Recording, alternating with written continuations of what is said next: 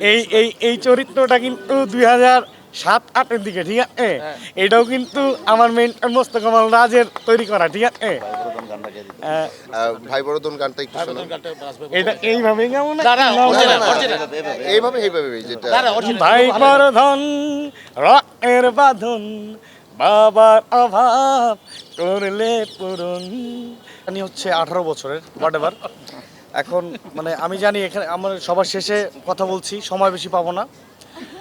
আমি কম সময়ের মধ্যে একটা যেটা বলতে চাই যে এত বছরে আমি এতগুলো ক্যামেরার সামনে কখনো আসি নাই। আমি এতগুলো ক্যামেরা পেয়ে আমি একটা এখন মনে হচ্ছে একটু কৃতজ্ঞতা স্বীকার করলে দেশের অনেকেই জানবে।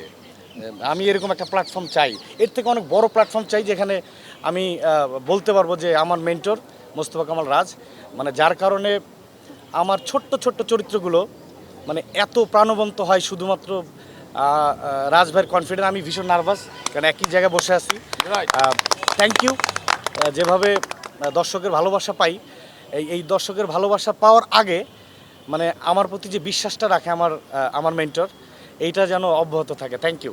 না, আপনি আপনার রিয়েল টোনে দর্শককে কিছু বলেন। এই চরিত্রটা কিন্তু 2007-08-এর দিকে, ঠিক আছে? এটাও কিন্তু আমার মেন্টর মোস্ত কামাল রাজের তৈরি করা, ঠিক আছে? ভাই বড়দন গানটা একটু শোনান। এটা এইভাবে কেমন এইভাবে যেটা ভাই বড়ধন রকের বাঁধন বাবার অভাব করলে পূরণ, তুমি বিলিয়ে তো ছায়া বাবার মতন, মুখে ফুটিয়ে তো হাসি অবিরত। Thank you. আর আমি আরেকটা জিনিস শেষ করব, এটা বলে শেষ করব। 2000 জার্নি শুরু রাজ ভাইয়ের সাথে, একদম ইয়াং তরুণ, আমি ছোট, এখনও এই জেনারেশনের সাথে তাল মিলিয়ে যেভাবে কাজ করছে আমি প্রাউড ফিল করি যে এমন একজন মানুষের কাছ থেকে আমি হাতে খড়ি নিয়েছি। Thank you. দোয়া করবেন। আপনি থাকবো, তাই না?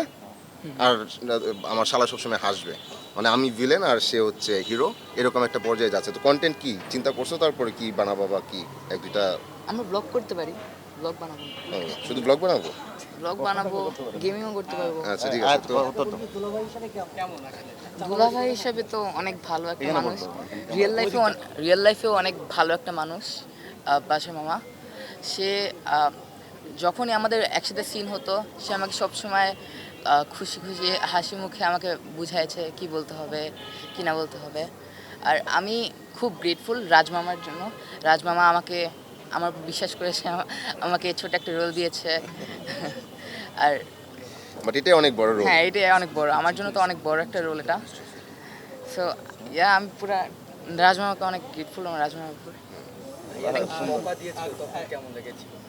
বকা দিয়েছে আসলে মিঠু আন্টি অনেক ভালো, সে খারাপ না। সবাই, আমি কমেন্টসগুলো পড়েছি, সবাই তাকে বাজে বাজে বলছে, কিন্তু না, সে খুব ভালো একটা মানুষ। সে চরিত্রের প্রয়োজনে বকা দিয়েছে, আমাকে মনেই হয় না এরকম, মনে হচ্ছে আমাকে বুঝাচ্ছে ভালোভাবে। তাহলে তুমি তাহলে আরো কিছুদিন আমাদের বাসায় থাকতে চাইছিলা আসলে, না? বকা খেয়েও আরো কিছুদিন থাকতে চাইছিলা, এটা বলো নাই কেন? সবসময় এত চুপচাপ থাকলে হবে? বলতে হবে না? তোমার আপুকে বলতা।